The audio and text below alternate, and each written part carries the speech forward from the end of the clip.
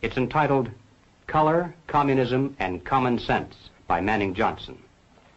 Manning Johnson was a Negro, and he was also a member of the Communist Party.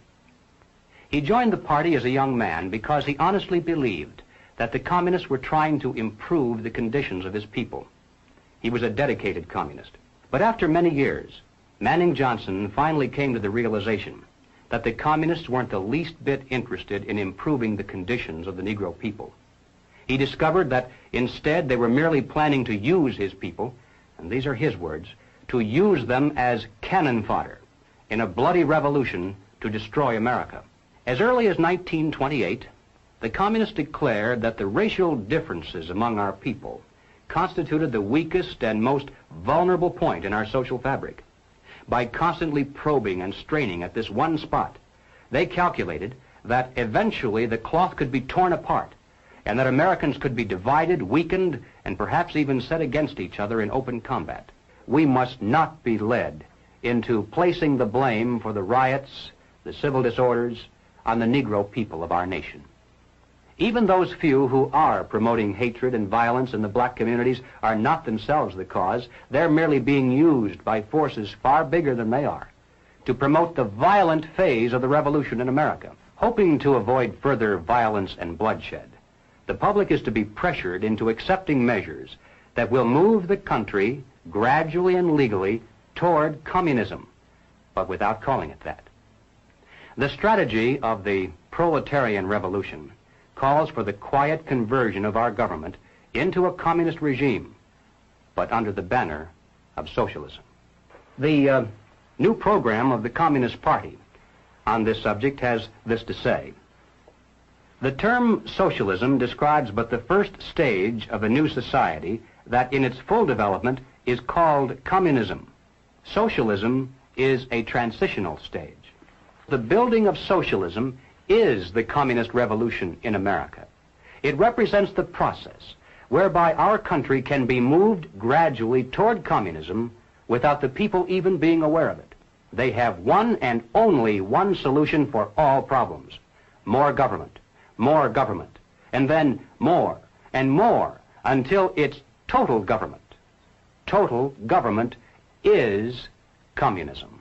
We must not be fooled into thinking that the causes of our civil turmoil are such things as poverty, poor housing, lack of education, and similar social or economic factors. As a matter of fact, most of today's self-styled revolutionaries, black and white, come from good homes, could earn better than average incomes if they wanted to work.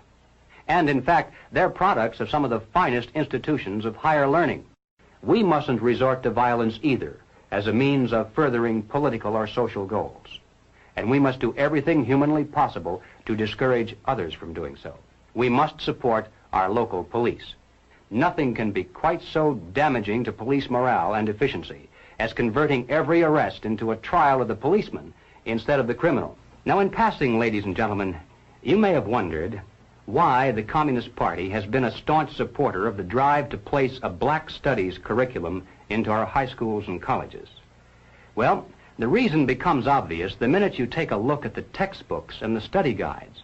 Under the guise of academic balance, these courses have become a brilliant device for conditioning young people to accept still one more part of the total program for revolution. We must discover the identity of those individuals, both above and below, who consciously are furthering the communist program for revolution, and then remove them from their positions of trust and leadership. Now, of course, the minute you begin to think along these lines, you'll become the target of a whole barrage of attacks.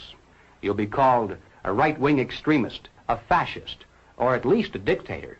Some years ago, I happened to attend a meeting where several anti-communist refugees from behind the Iron Curtain were called upon to relate their personal experiences. One of the refugees spoke up and he said, "You know, I came to America expecting to find a nation of free men, but instead, I find exactly the same thing. Everywhere I look, I see men and women who know that communists are making headway in this country.